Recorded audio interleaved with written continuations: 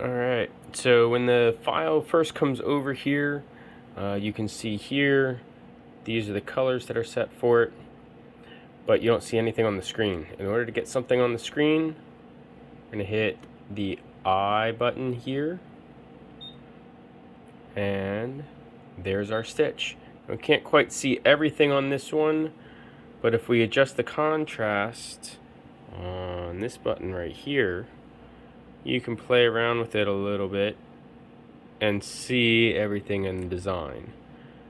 Again, the color on this screen really doesn't matter. It all depends on your threads there.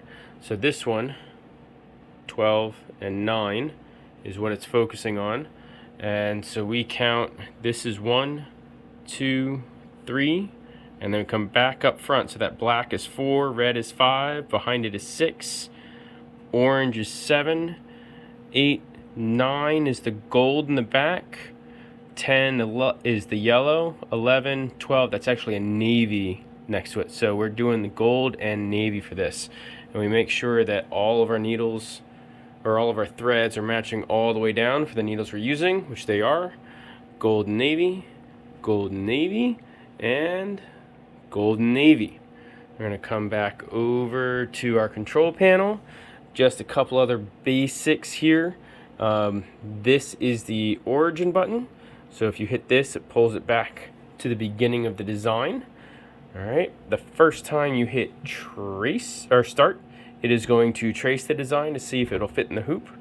And then you hit start a second time for it to start stitching, as long as it traces well and it's where you want it. If it doesn't trace well, that's when you come back over here, hit your origin button, make your adjustments up, down, left, right. Right, and then you can hit your start button again and see if it traces correctly. If it does, hit start again to go. If not, rinse and repeat. Come back, hit your origin button, set it up, so on and so forth. Alright, that is your beginning steps here to getting the stitch ready to sew.